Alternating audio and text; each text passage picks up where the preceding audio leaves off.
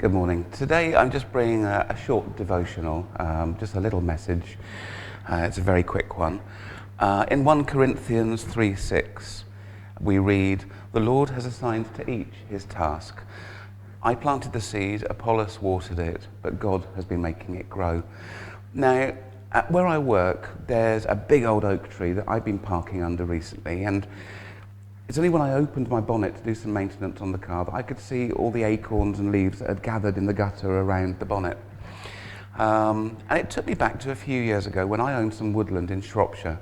My woods were fairly young then, about 15 years old, because it had been replanted, and the oak saplings had grown about 15 feet high because they grow roughly a foot a year when they're young.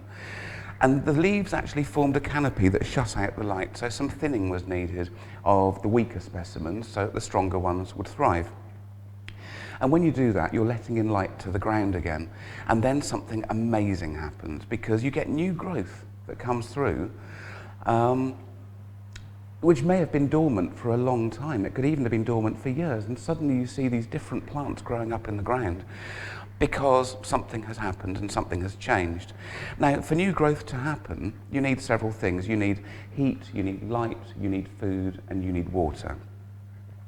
The light causes the seeds and the plants that are dormant in the ground to germinate and to grow after long periods of waiting.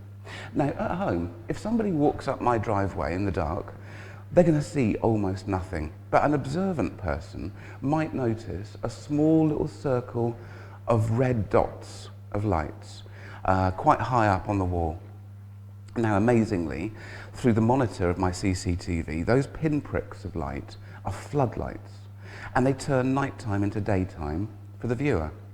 And when God shines the light of his Holy Spirit onto the seed that we've sowed, although that light is invisible to others, it causes that seed to germinate and to grow. Now, as church, we're instructed by Jesus to make disciples of all nations. We're told to evangelize. Now, this might mean for some people speaking on street corners or preaching at meetings, handing out Christian literature, or even going on Zoom and other social media to get the message out there to the wider world by using the internet. But there are many other forms of witness and ministry. The thing is that when we're showing the love of God to others, in our daily lives as Christians, each of us in our own way is sowing a seed. And that seed might be a fast grower, or it might lie dormant for some time until it receives heat, light, food and water.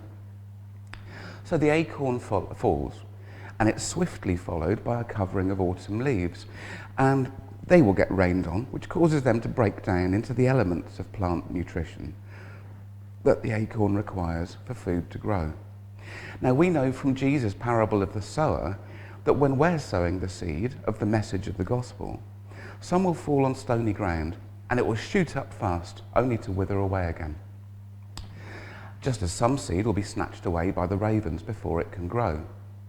What Paul is explaining in Corinthians is, while we're commanded to tell all nations of the gospel, we're simply bringing the loaves and the fishes.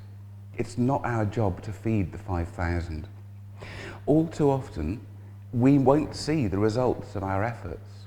But another day, somebody else is going to come along and water that seed that we planted, which lay so dormant for so long, waiting for the right growing conditions.